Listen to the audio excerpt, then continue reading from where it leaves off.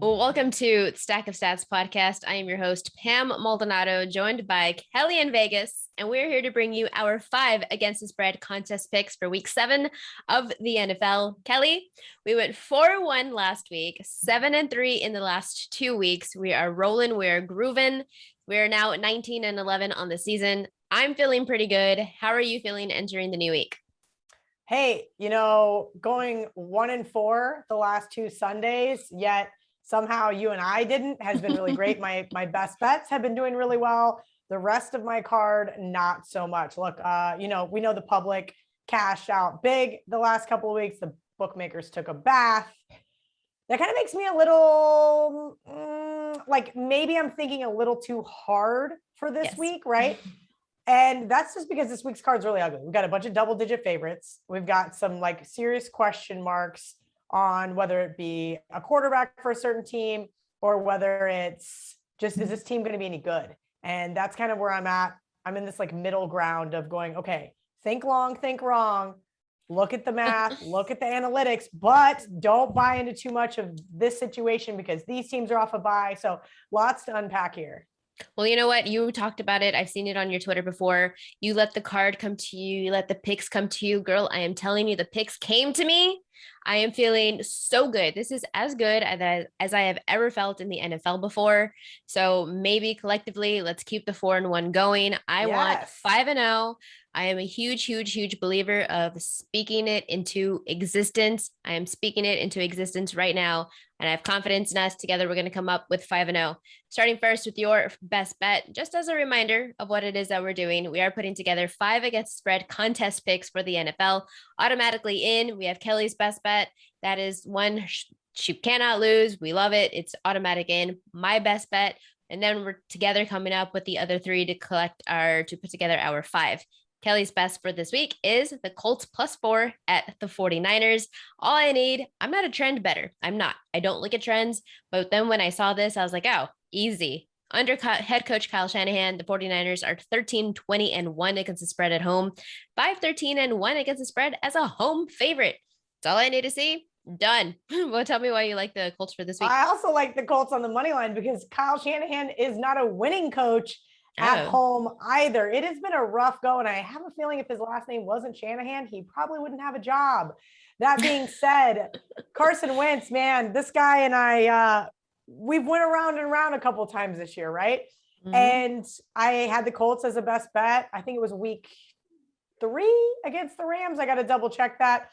And I didn't mean for this to be the 3rd Sunday night game in a row that I picked. Usually I don't like the primetime games, but Pam, what I try to do is not look at it from a scheduling standpoint. Like I've had people in college all the time go, can't you not pick the morning games? No, what do you mean? I'm not looking at the start time. That comes later, right? The very first thing I'm looking at is the math here. And that's something that really stuck out to me. Now, I know that the Colts just rolled the Texans, so they are going to be a little overhyped here, coupled with the Niners coming off that bye week. Plus, who's going to be the Niners quarterback? The difference is, to me, I don't think it matters.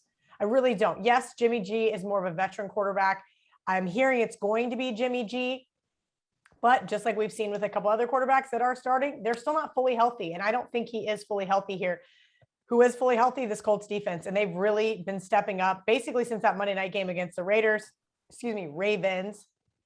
And at this point in time, Carson has kind of started to get into his groove. Now, we know Carson Wentz likes to fumble the ball a lot. He's done that historically, but he's only got 1 interception on the season. And I understand that every once in a while, this Niners defense is going to come up with a big play, but I do think Frank Reich has the reins on this guy, right? He's got him tight and he burns that clock. I think we have the coaching advantage here. I think the quarterbacks are about even playing field, but I like the better defense here, plus the points in the Colts. And I do think that they are worth a little bit of a money line sprinkle. Well, to help your case even further, I like to look at how teams are putting up points and how that goes against the opponent. Well, San Francisco, they are 6th in rushing touchdowns, but the Indianapolis Colts, they've only allowed just 1 rushing score the entire season. So now you're giving me quarterbacks who are kind of less familiar with having to throw it in the air and just get some of those 7 points and off of passing. It's unknown territory for them. You said there's a coaching advantage. The defense is better, and neither quarterback in Trey Lance or Jimmy Garoppolo, whoever one plays, neither has had more than one game where they've thrown more than one passing touchdown. So that could come into play here. And of course, the game total right now is 44. So scoring is going to be at a premium. And defensively, if I said, look at scoring defensively, the 49ers, they are 29th in opponent touchdowns allowed. Carson Wentz, he's having himself a season. He's looking old, like his old self, old healthy self. He is, I mean, like I said, one interception, and it's this is really, he's going to end up doing more scoring in this game than what they are allowing. I do have one concern, and I don't know if you're aware of this because you haven't mentioned it. Have you looked at the weather? I was just getting ready to bring that up. So giant weather storm. Yes, absolutely. So typically I don't start to look at the weather till about Friday. And that's because it's the weather, right? Things change all the time. We hear this, we hear that, and then it never ends up happening. So I think the overreaction is for everybody to go bet the under, which we've seen that number start to tick down. But yes, it does look like it's going to be rainy and not windy. Just and windy. Yes. And that's the big rain thing. all week, all weekend long. Right now they're projecting 35 mile per hour winds, gusts of 65 mile per hour on both Sunday through Monday. It's going to be ugly. It's going to be nasty. It's going to be gross. But I do think that the under does favor the Colts and Frank Wright's game plan. And that is to control the pace and to keep the ball on the ground, not let Carson get too much out of his element there. So yes, that is something I considered. But I also am trying to say, okay, I'm not going to take this under. I'm too late to the party, but I do lean that way as well. But again, I do think that favors the Colts game plan. Absolutely. Well, then that does it for her best bet of Colts +4 at the 49ers. My best bet, I got to be honest, I had like 5 games as my best bet. So I'm rolling with so how do you pick just one? I think all of them are fine. I think the ugliest one that I know that nobody's going to want to touch. If we have an opportunity here to kind of jump into the top half and into the top 100, I want us to cash. I want us to win. I want us to do as great as possible. So I am also thinking of the teams that people are going to be less susceptible to taking because like, oh, it's that quarterback or it's that team. I want that. I don't mind that. So if I love a team and it goes into that theory of people are going to overreact to who the quarterback is, perfect. I love it even more. So Falcons -2.5 at the Dolphins is my best bet for the week.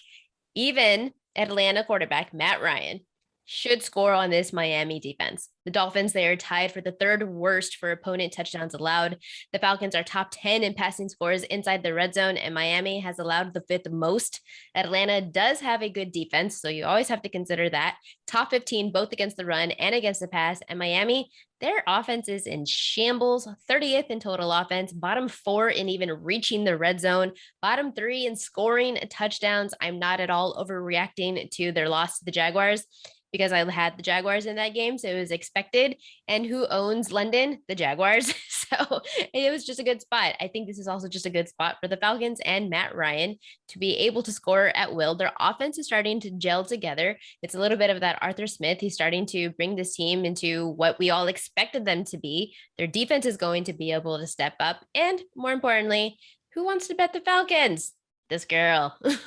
Yeah, nobody wants to bet the Falcons. I even have the Dolphins in my teaser this week. And that's just because I do think this looks like a touchdown type game. My only concern is how far have the Dolphins fallen in the last couple of weeks in terms of nobody wants to bet either one of these teams, right? Mm-hmm. I do think the Falcons off a bye is going to be beneficial to this team and to hopefully, as you mentioned, have Coach Smith be able to have a little bit of better reins on this offense. Absolutely. So I'm going to be rolling with that as my best bet, Falcons -2.5 at Dolphins. So those are our 2 bets that we have automatically locked in as our top 5. Now we got some other ones to ponder over. I love them all. I'm worried about one. So there is one, what you and I talked about, we text a lot before we do this podcast. And the one that we had in agreement was the Patriots -7 at home to the Jets. I initially was like, all right, let's lock it in. I think there's potentially other better options up on the board. If we are aiming for 5-0, I don't want us to settle. I think there's better opportunity. So let me talk about this game for a little bit. They've already played each other once. New England, they won 25-6, and the Patriots scored 17 points from turnovers. Concern number 1, 17 points from turnovers. 25 minus 17. What's that? You're not covering 7-point spread. My question to you, because I'm unfamiliar with this and maybe you are, how hard is it to beat a team twice in the NFL, much less cover a spread twice in the NFL? It is hard. And that is the old adage of how hard it is to do, especially in a divisional scenario here. Look, I don't want to back the Jets, but maybe this is a spot where coming off that 7.5, somebody back the Jets plus 7.5. I'm not sure who. Line goes to 7. This is a Pats team that really had their guts ripped out last week on that Sunday afternoon game. Yes, well coached with Bill Belichick. How much do they care about this Jets game? About covering the spread, about beating the crap out of this team? I'm not sure. But no, I want no part of the other side, but I think you're right in probably passing on the Pats. I'm not at all saying that I want to take the Jets. That's not. I do think that the Patriots make a better teaser leg. I would like to tease them down to 1.5 to win the game. I think that's still in the cards because you still have Jets quarterback Zach Wilson, who's been sacked 18 times, 9 interceptions, 4 touchdowns. And so as long as you have that terrible offensive line and a quarterback who has more thrown interceptions than he does touchdowns, yes, I'm going to continue to fade that team. But something good for Mac Jones is that he has a 70% completion on the season, 71% on the year. If that continues, the only rookie who holds the record for the most completions percentage is Dak Prescott. So Mac Jones is doing really well as a rookie quarterback. Is that relevant to a spread? No, but I think it does show you that how much further along that he is, or how much better of an offensive line that he has, or just how much better that Jones is as compared to Zach Wilson. So I like them on a teaser for covering a 7-point spread. My worry also is Bill Belichick, who refuses to go for it on 4th downs. Is that going to bite us in the ass? It's rather frustrating. It is rather frustrating. And I will admit to that there comes a point in time where you have to adapt. And as somebody who grew up with Bill Snyder as their college football coach, you get frustrated when coaches don't want to adapt. So we'll see either Bill starts to put his foot on the gas a little bit more now that Tom is not under center and really utilizes Mac Jones and his ability, or guess what happens? You get pushed to the wayside. Yep. And the Jets, they do have a great red zone defense. They are forcing more field goals at this point in time of 10 than they are touchdowns allowed of 9.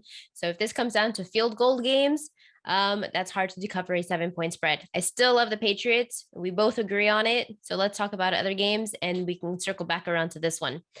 Another game that I love the Eagles.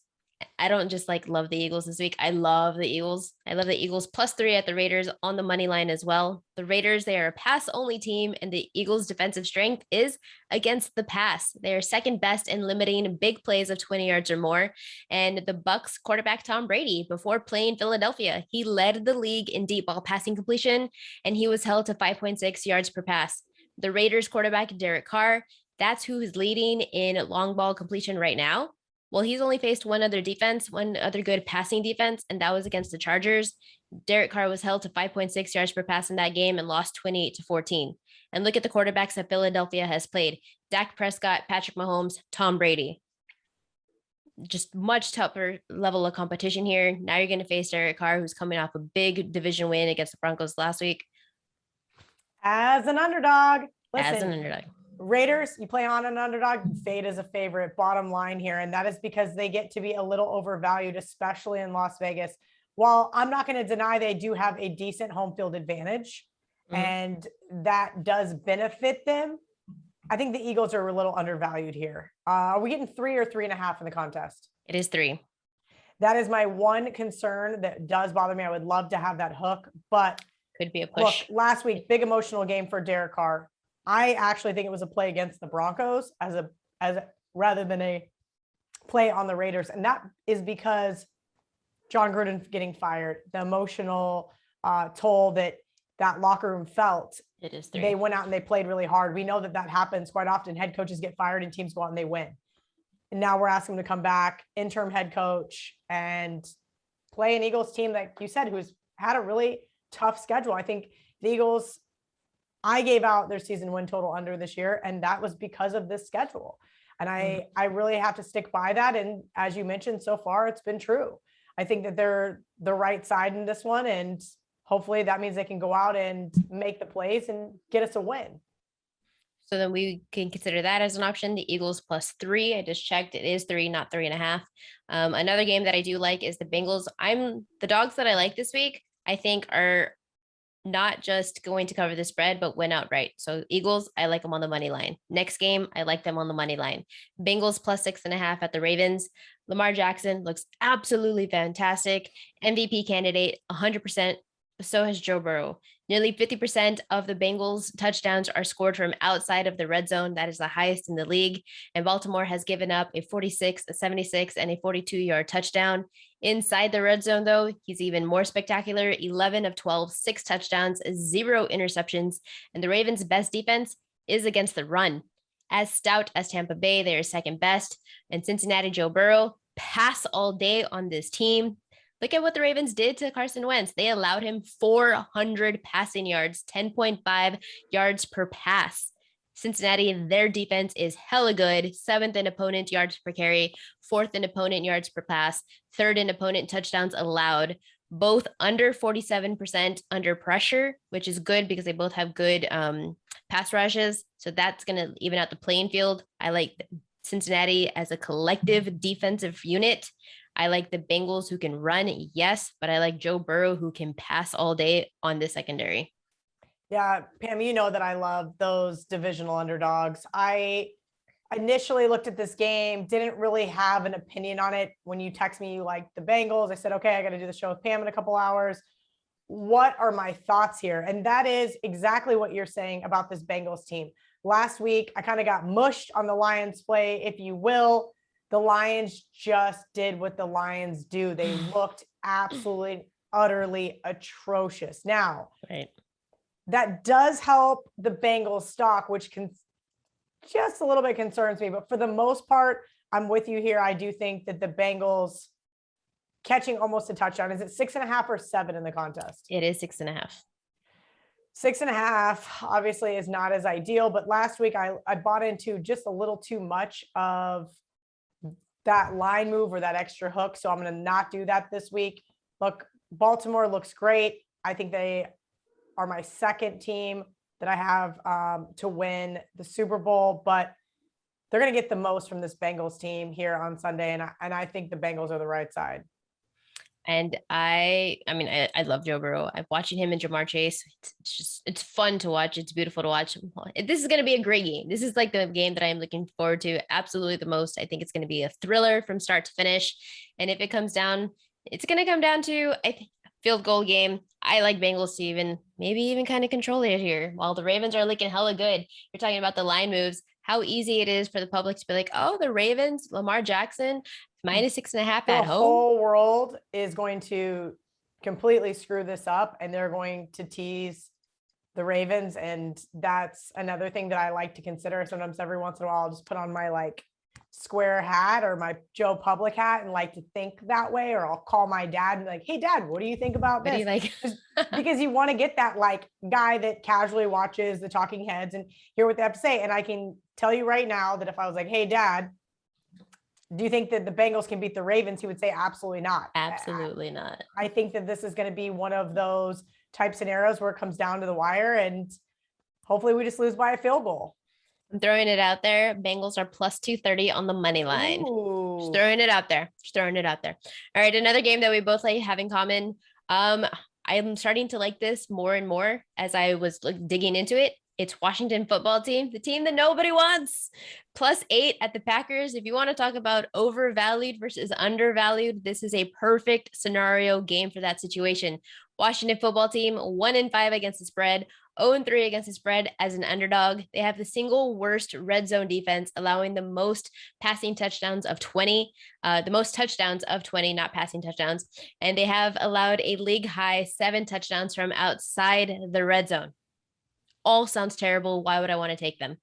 Look at the offenses that they have faced. The Chargers, the Bills, the Chiefs. Look at the defense they have faced. The Saints, Taylor Heineke threw 2 interceptions in that game. Against Kansas City Chiefs, running back Antonio Gibson, they ran into this knowing that the Chiefs are terrible against the run. Antonio Gibson gets injured in that game. Now they're kind of left with a new game plan mid-game, having to figure it out. Now we saw them not cover that game. They lost by a couple scores. Wide receiver Terry McLaurin, he's going to be heavily used here. When Washington football team uses him in bunches, in their 2 wins, he had 115 receiving yards per game, and all 3 of his receiving touchdowns came in those 2 wins. Now on the flip side, Green Bay looks hella good, right? Green Bay's opponents have allowed they've allowed opponents 100% of red zone possessions, 15 of 15, highest in the league. Look at the offenses that Green Bay has faced: the Lions, the Steelers, and the Bears. You're allowing worst offenses to score on you each and every time, literally each and every time. And Washington is looking hella bad against the best offenses in the NFL. Perfect buys. What's that thing you say? Buy low, sell high. There you go. So we're selling the Packers. Look, Pam, on Sunday, I tweeted out that I was going to be on Washington football team. And I'm sitting pretty at halftime versus Kansas City like, hey, I'm so smart. Washington football team's going to win this game.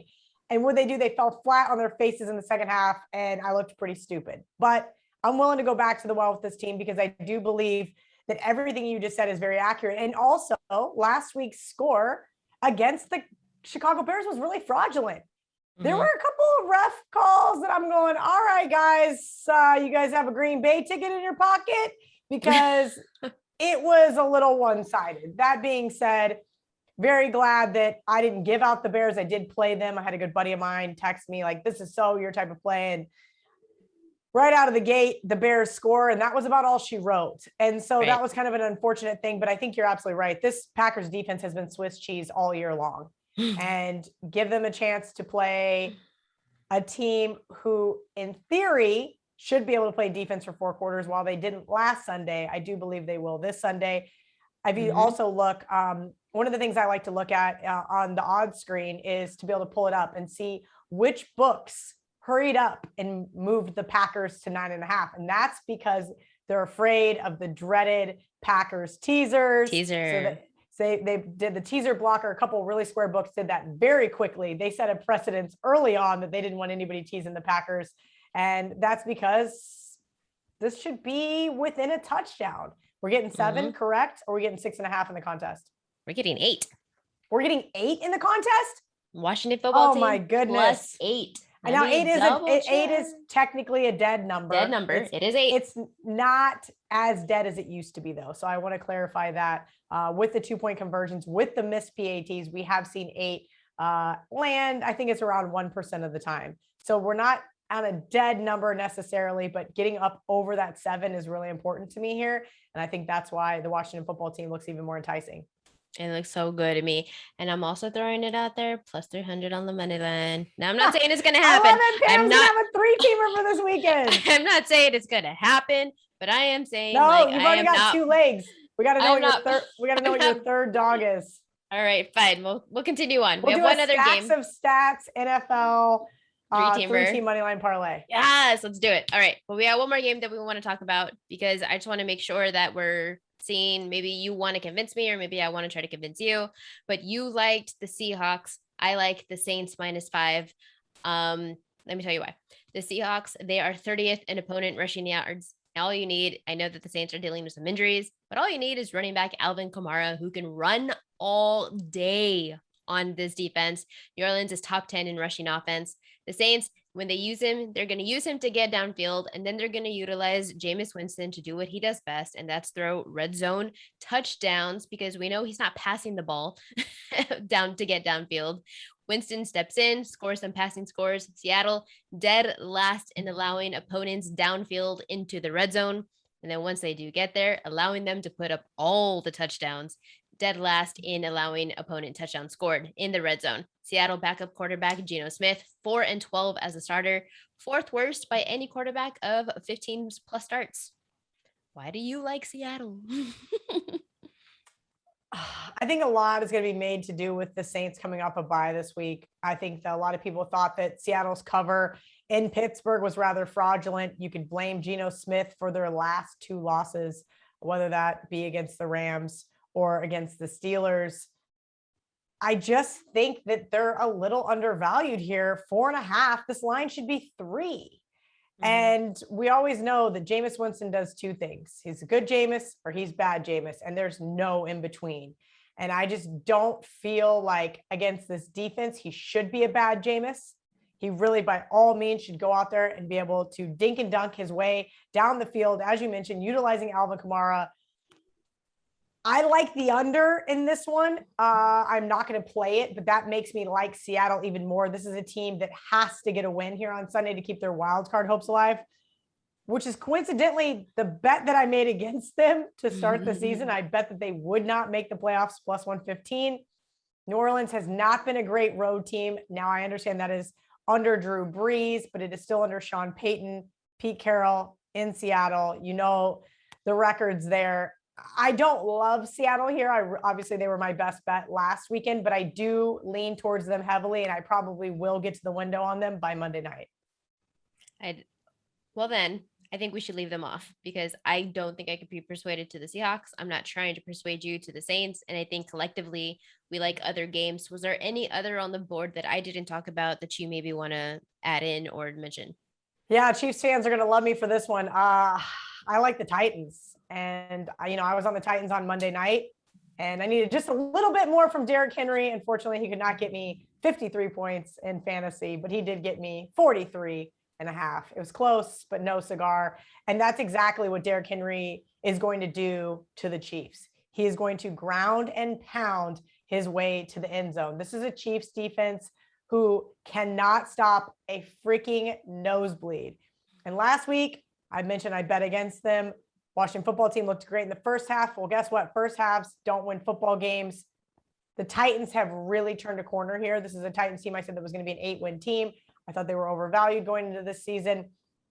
They're playing good football right now. Ryan Tannehill is being really limited. If you watch what Mike Vrabel's been doing, he now knows his quarterback strengths and weaknesses. And I think that he's no longer going to allow his opponents to exploit them. This is a Chiefs team that's been fadeable for a year and a half. And I just cannot imagine in a world where they should be 4.5-point favorites on the road if their name wasn't the Kansas City Chiefs.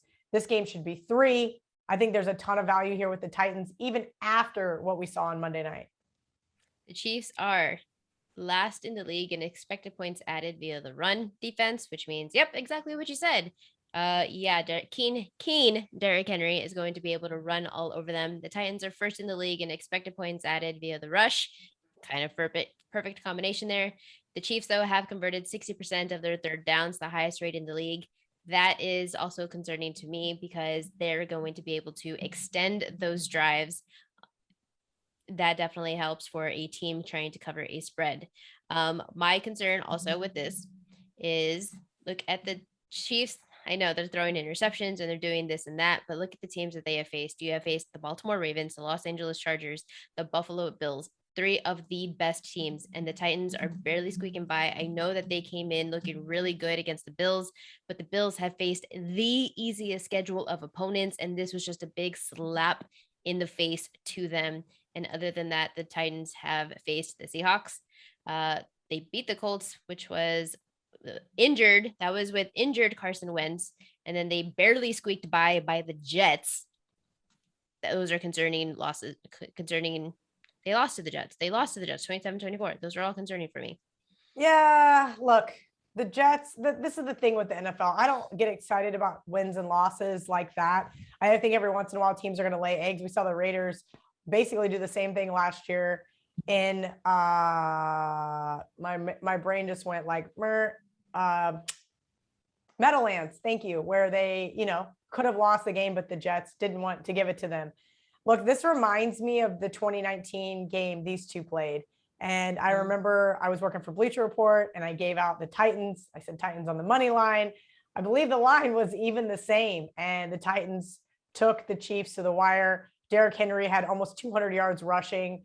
It was one of those like incredible type games. This is just a Titans team that I think is worth the ride right now. And I'm going to ride it until they become kind of a favorite scenario. Like, look, I'm not laying points with the Titans here. I'm going to take points with them at home. And I think last week, big primetime game really gave this team some confidence. I think that they're going to be able to basically win this game on the back of Derrick Henry if Ryan Tannehill doesn't make any mistakes.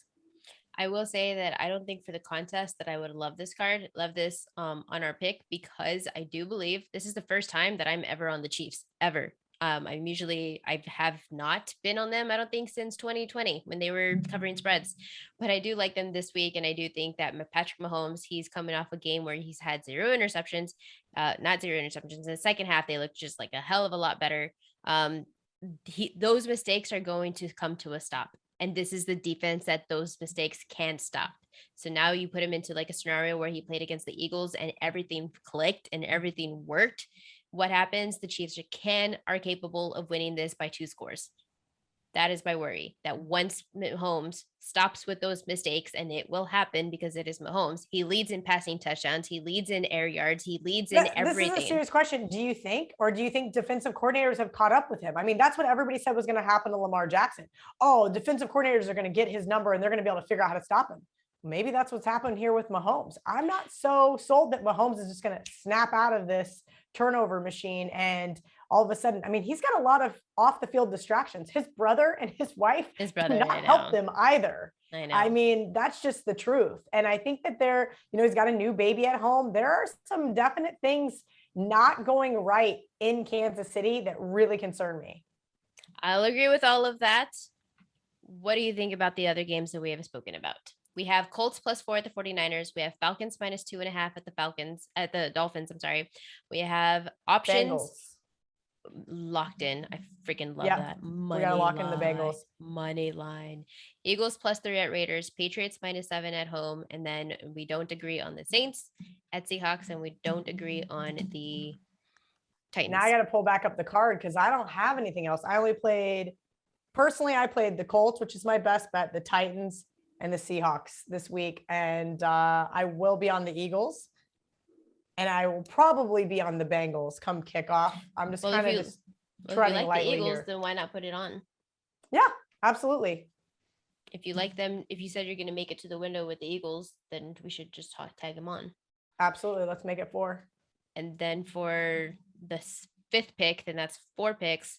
What do you like then? I'll let you pick the 5th. If you really love the Titans, I'm going to trust you. If you really love the Seahawks, I'm going to trust you. I would lean, because of the situation that you're talking about, I would feel more confident about the Titans than I would the Seahawks. Yeah, I would have to say that I do feel more confident about this Titans team than I do the Seahawks. So if you're going to make me choose between those two, I would. Or do you want to do Patriots, since we both agree on that, and then hope for the best? The Patriots should be able to win. I see this game 31-21, right? But where in the hell are the Jets going to score 21 points or not?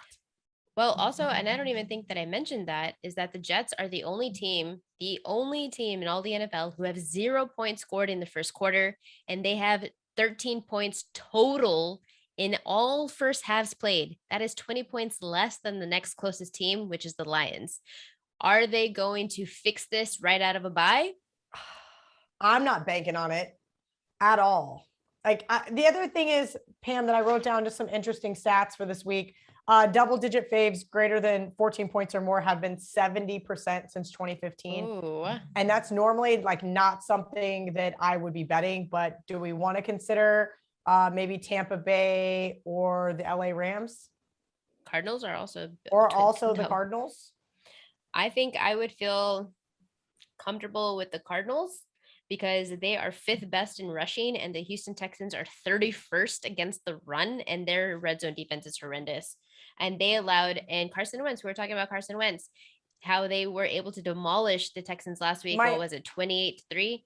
They only had 15 first downs. They were able to come up with that scoreline with just 15 first downs. That was the least ever by a team. It's just that was efficient offense. My only issue is they have the Packers on deck.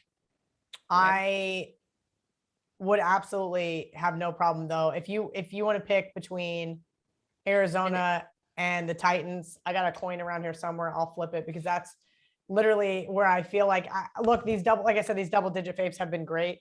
That doesn't mean they're going to stop being great. They could be this Sunday. They could go 0-3 very easily, but the general public really tries to stay away from those because they don't know. They don't want to take the points. It's too big of a spread. It's too big of a spread, but historically, that is the data behind it. And there's only been 30 games since 2015, but they have been very profitable. Tampa Bay, I mean, you have Chicago, who is a run-only team and going up against the number one rushing defense. My concern is the pass rush is the Bears pass rush against Tom Brady. We saw what that pass rush did to Tom Brady last year. They lost by 1 point. They kept him under 300 yards. He threw an interception.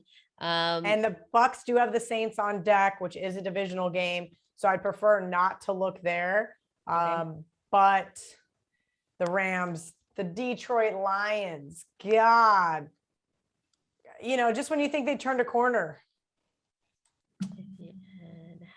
They were the defense for the Lions is what was keeping them in, and maybe they're just finally tired. Yeah, maybe they're just over it. They're like, cool, we're gonna cash it in week 7. Do the Rams have anybody on deck? Of all of those, I prefer the Titans, but if we're picking one double-digit fave, I'm with you on the Cardinals. I don't care for any of the double-digit favorites. It's either, I think we stick to what we've talked about, and it's either the Patriots -7, or if you love the Titans, then I'm gonna trust you with the Titans. Let's go with Titans. Titans. Titans was in contention to be my best bet. I ended up going with the Colts. It is that 4.5, being said, not 5. That's fine. That's 4.5. 4.5 is what I played. Perfect. And that is what we have. Finally, we put together our card. It only took 45 minutes. Sorry, guys. All right. But that is our 5 picks against the spread. We're taking the Colts +4 at the 49ers, Falcons -2.5 at the Dolphins, Bengals +6.5 at the Ravens, Eagles +3 at the Raiders, and the Tennessee Titans at home to the Kansas City Chiefs +4.5. You want to talk about a 3-team leg? I'm probably going to do it. I'm going to end up doing the Bengals on the money line, Eagles on the money line. And because of the weather, I'll stay away from Colts. You want to put Titans on the money line? Yeah, let's do it. That's our 3-team parlay because fuck it. Let's have some fun. But I'm also going to parlay all 5 of our picks. Almost worked out last week. We went 4-1. I'm going to do it every week because I have that much confidence in what we are doing. You can follow Kelly on Twitter at KellyInVegas. You can follow me on Twitter at PamelaM35. Thanks for tuning in, Kelly. I will see you next week, and hopefully we go 4-1 at the worst. 5-0. Yes, 5-0, baby. Let's go. Existence. Thanks. That's another episode of Stack of Stats.